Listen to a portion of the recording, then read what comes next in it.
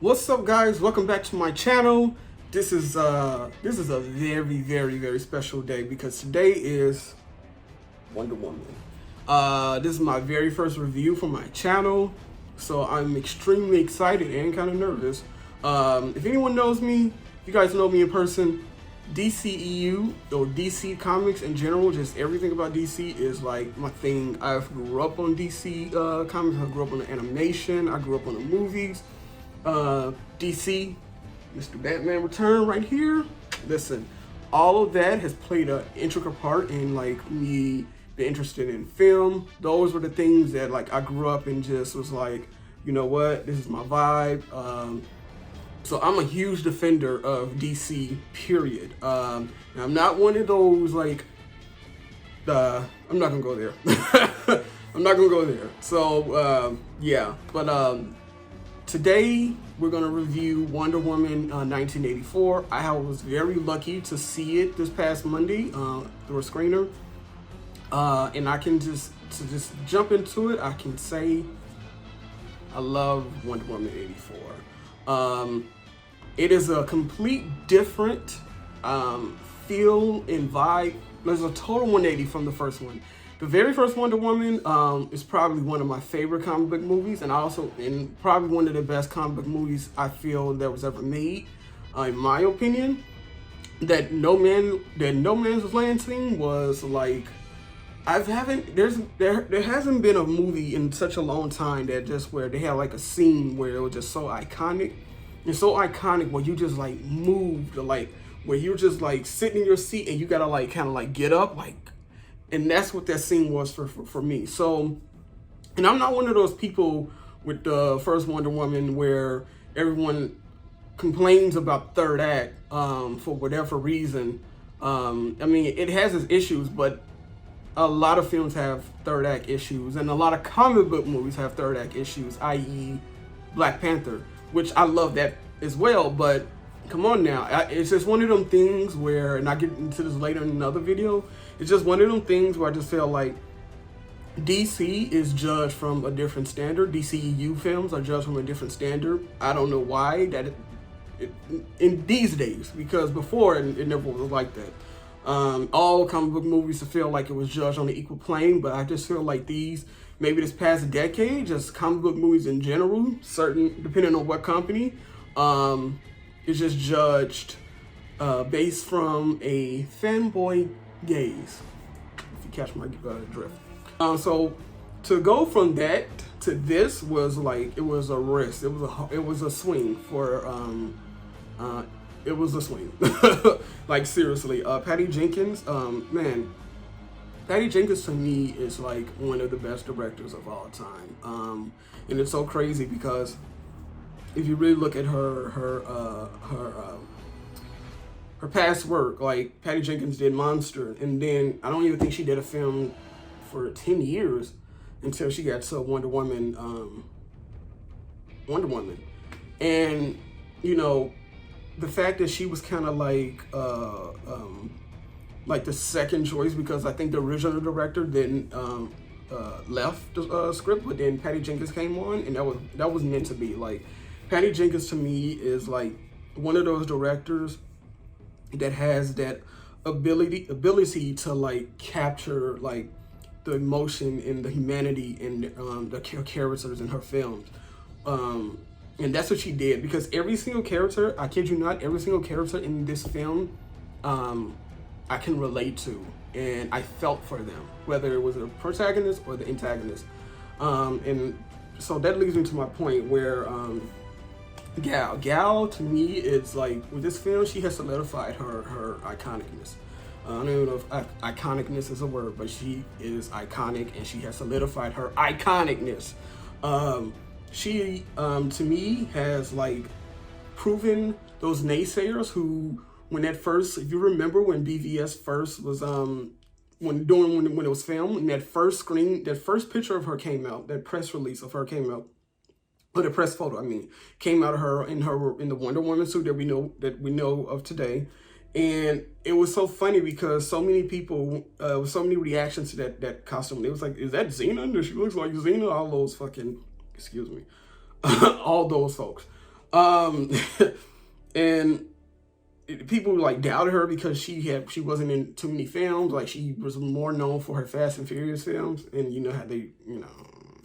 But Gal Gadot and with her chemistry with Patty Jenkins is well, like seriously, just it's just these subtle things that Gal does that is just like it works. Like when I look for films, it's those little moments that just like can make a big bring out such a big reaction from me. Like it's just small moments, and Gal does that for me. It's just like she has like she embodied Wonder Woman. She is the Wonder Woman of this time, just like Keaton was for that time, just like Christian Bale was for his time. She is Wonder Woman for this time, and whoever comes after her has a lot of shoes to fill. And just like she had to prove herself coming from Linda Carter from the Wonder Woman show. Another character that is so great in this film is the Maxwell Lord, Pedro Pascal. Now, I really have to be honest with you. I haven't, or to my knowledge, I haven't seen too many films of Pedro Pascal. And please do not destroy me in the comments. But Pedro Pascal has like, he's one of them actors that has like really made me look at myself like, what the hell was I thinking? Not following this man's career. Like, what am I thinking? Like, look at his films. Like, that's what I was like saying to myself. Pedro Pascal in this film, he is the main antagonist. He's Maxwell Lord, who I can't spoil anything. I'll just say this. He's the guy who comes up on some things and he just makes stuff happen. And this journey that he goes on and the motivation behind it is so relatable. It is so relevant to our times right now. And I just leave it at that. Because the him and Gal in that third act was like, it was like the bow for me on the present. Because when that third act, like when it hits and when you get into the third act, it hits so much at home. So because of everything that we're going through with this COVID stuff, everything that we're just going through just as a country, as a world, and it's so relatable and it's so relevant to what we are feeling at this time. Chris Pines. Chris Pines, man, can't do no wrong to me. I think Chris Pine is very underrated. He's not really like one of those actors I see that's just like showy and just out there. Like, I feel like he's one of them people just about his craft, and the chemistry with him and Gal is just like, it's there. It's like, you can't take that. That's not nothing you can fake. And, you know, he is like it's this reverse now. He's the fish out of the water, and you'll find out how he comes back. But, it's their relationship. Their relationship to me is what helps carry this film. The relationship in the first one I feel like carried the entire film, but it's one of the elements I feel like carries this film, because you just love seeing them on screen. You love seeing them interact. They can just be like at a restaurant eating or drinking coffee, and you would just like be interested. You know, so I can't say enough about Chris Pine. Chris Pine is just like, man, I really just hope he gets more recognition, because he's great, man. One of the things, though, I will say about this film that I kind of, there are things in this film that I kind of like, ugh. Or there were some things in this film where I was like, one of the things that made me go, is Cheetah. Now, I will say this. Kristen Wiig took me by surprise. And I know a lot of people were questioning why was she cast, because she's a comedian. I hate those type of like, judgments, or because I feel like when you are casting certain actors and things, I feel like they deserve a chance. That's why I don't really react to certain casting unless it's something where it's like purposeful and like, where I feel like they're purposely being discriminatory. There's only some really like kind of like have something to say, but if this a casting choice where I'm just like, okay, that's interesting, I'm going to see how this play out. And that's what Kristen Wiig was. I think she did a great rendition of Barbara Minerva, aka Cheetah. But my issue is I don't know if Cheetah was necessary for this film. I think Barbara was definitely a necessary component. I just don't know if Cheetah. I don't know if we could have just waited until the third one. But that's the thing with these comic book films. Like the hero, the villain is just important as a hero with these films, and it's just an important motivation to see if you guys will go out and watch it, because if you want to know the villain in these films, and if the villain doesn't interest you, the movie probably might not do so well as far as financially. Because to be honest with you, to me, I could have just did without Cheetah. I hate to say that. Now that I'm really processing this film, I could have did without Cheetah. Not saying that I didn't love seeing her, because I'm a fan, and that's what I feel like a lot of these reviewers, because I'll get into this in another video, that's why I feel like a lot of these reviewers for these comic book films need to get out of is the fan service, the fanboy service.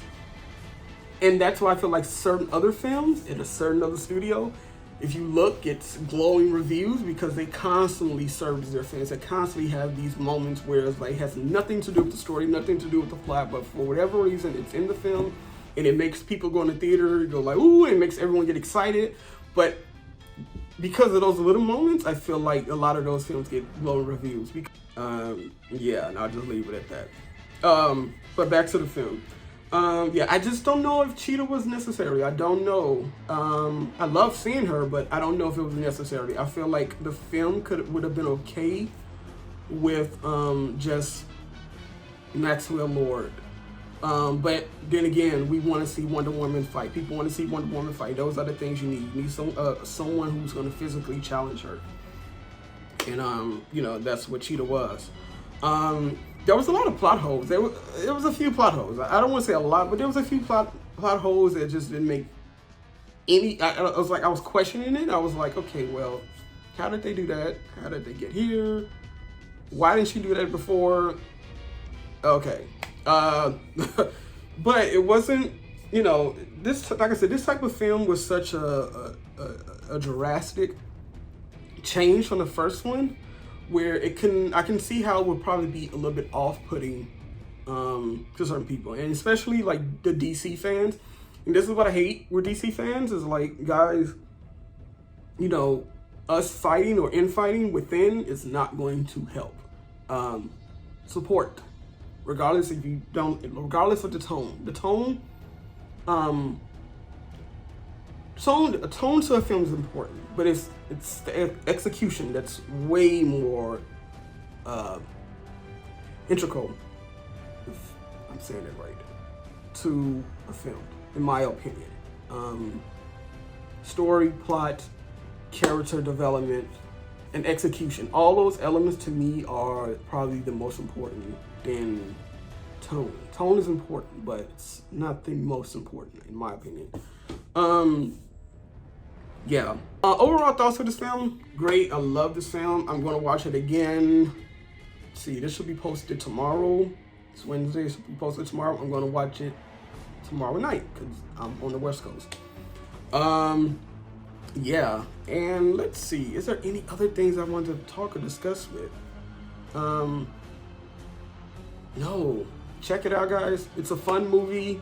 The one thing I will say about this with DCU, I'm ready for them to start kind of integrating other characters, because if this is a universe, I want to start seeing other characters or some type of reference to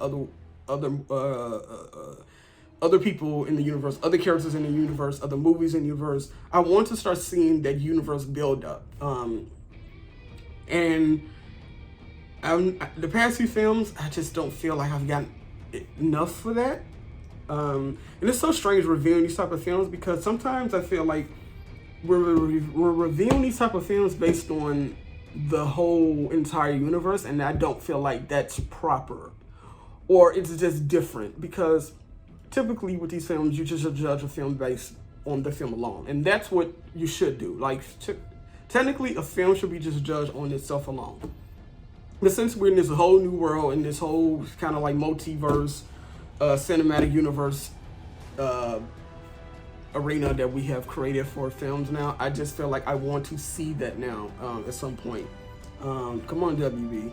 But yeah, overall, guys, I love Wonder Woman 84. Definitely, I think it's going to be definitely a film. It's a watchable film. Let me do it again. Overall, guys, I think Wonder Woman 84, it's a great film. It's a drastic tone from the original one, but it's fun, it's funny, it's a popcorn movie, and it's definitely a film that I feel like we need right now to just to escape. Even though the themes of today is kind of sort of in that film, but yeah, so check it out, guys. So if you like this review, please comment, please like, and please subscribe, and I will catch you in the next video. Thanks, guys.